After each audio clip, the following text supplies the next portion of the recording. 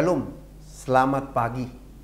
Ibu bapak, saudara-saudari terkasih, kita mulai ibadah pagi ini dengan bernyanyi Kidung Jemaat 426 ayat 1 sampai 2. Kita harus membawa berita.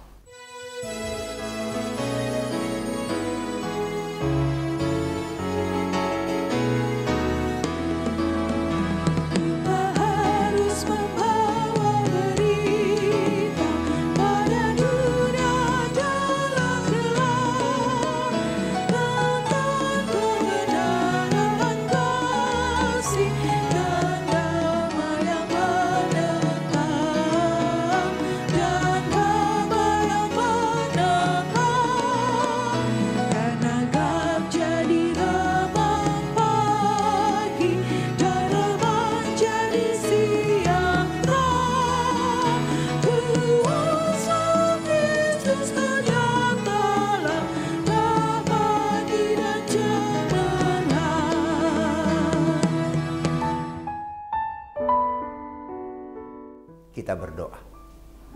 Damai sejahtera Allah yang melampaui segala akal dan pikiran, itulah yang memelihara hati dan pikiranmu di dalam Kristus Yesus Tuhan kita. Amin. Firman Tuhan untuk kita hari ini, Rabu 20 November 2024, tertulis dalam kitab Nabi Maliaki 2 ayatnya yang ke-7. Beginilah firman Tuhan. Sebab bibir seorang imam memelihara pengetahuan, dan orang mencari pengajaran dari mulutnya, sebab dialah utusan Tuhan semesta alam. Dalam bahasa Batak Toba dikatakan demikian.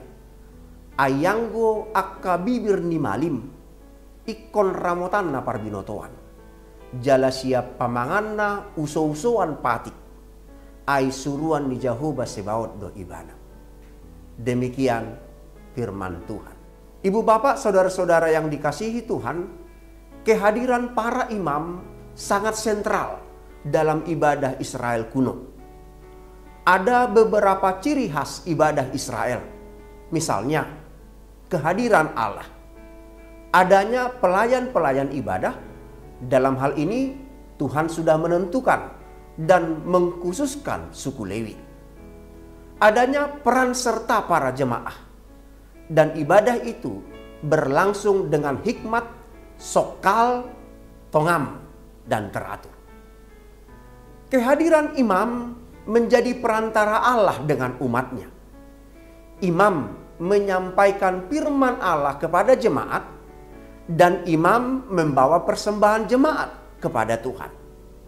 Sungguh para imam melakukan pelayanan yang kudus dan pelayanan yang sungguh amat baik.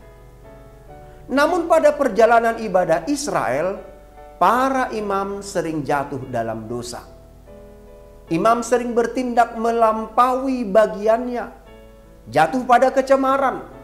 Bahkan sering terjadi para imam tidak lagi menghormati nama Tuhan yang telah memilih dan mengutus dia untuk melayani.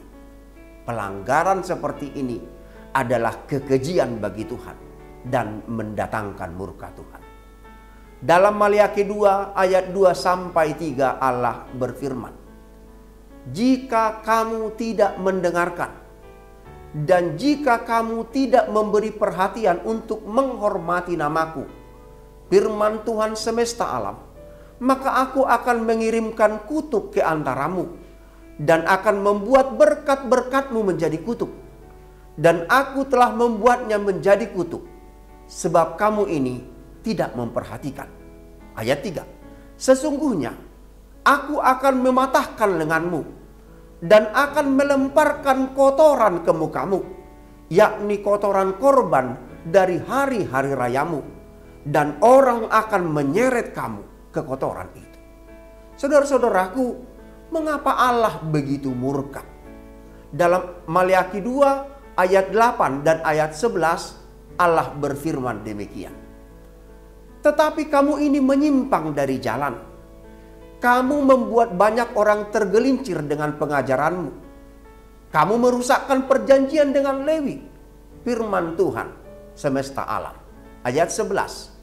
"Yehuda berkhianat dan perbuatan keji dilakukan di Israel dan di Yerusalem, sebab Yehuda telah menajiskan tempat kudus yang dikasihi Tuhan dan telah menjadi suami anak perempuan Allah asing. Karena itu Allah menegur para imam dengan keras. Satu bagian teguran itu adalah ayat ini. Sebab bibir seorang imam memelihara pengetahuan dan orang mencari pengajaran dari mulutnya, sebab dialah utusan Tuhan semesta alam. Idealnya seorang imam adalah bibirnya memelihara pengetahuan. Ia harus senantiasa takut akan Tuhan, sebab takut akan Tuhan adalah sumber hikmat dan pengetahuan. Imam harus dengar-dengaran akan firman Tuhan, sebab dengan mendengar firman Tuhan, ia beroleh pengertian.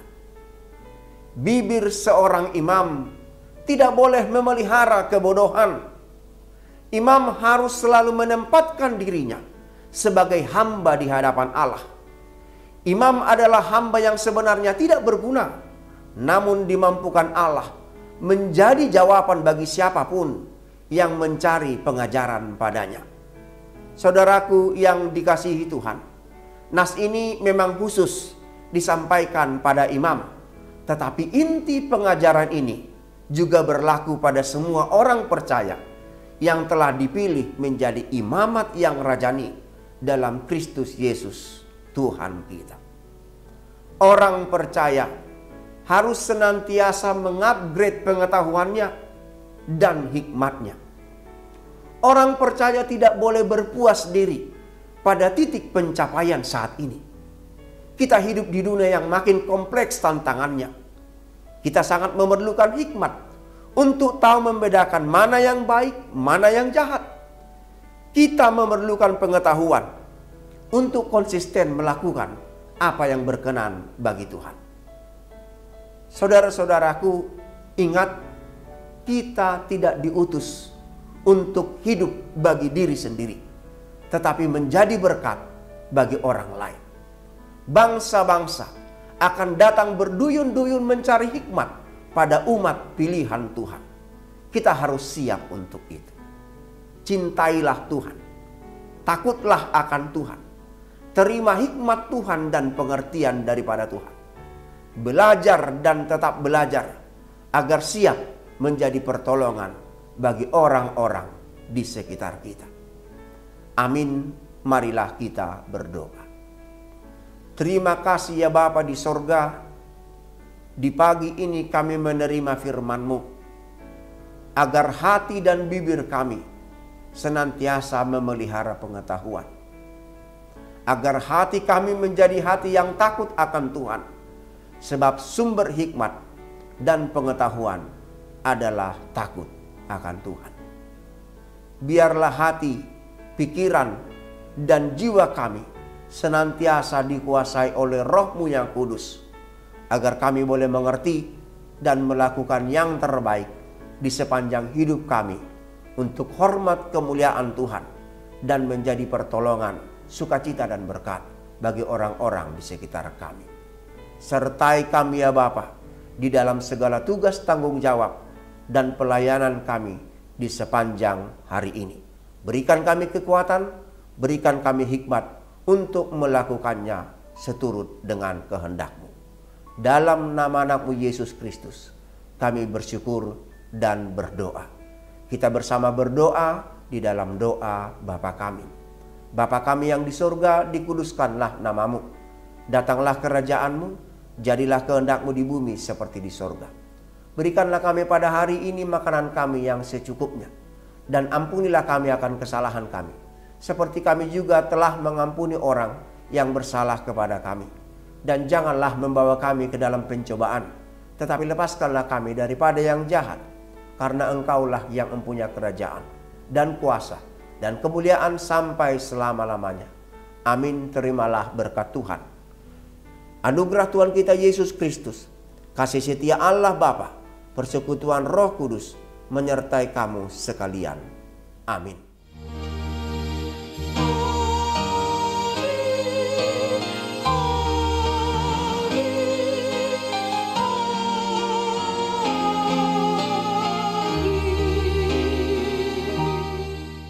Ibu bapak, saudara-saudara yang dikasihi Tuhan, selamat beraktivitas.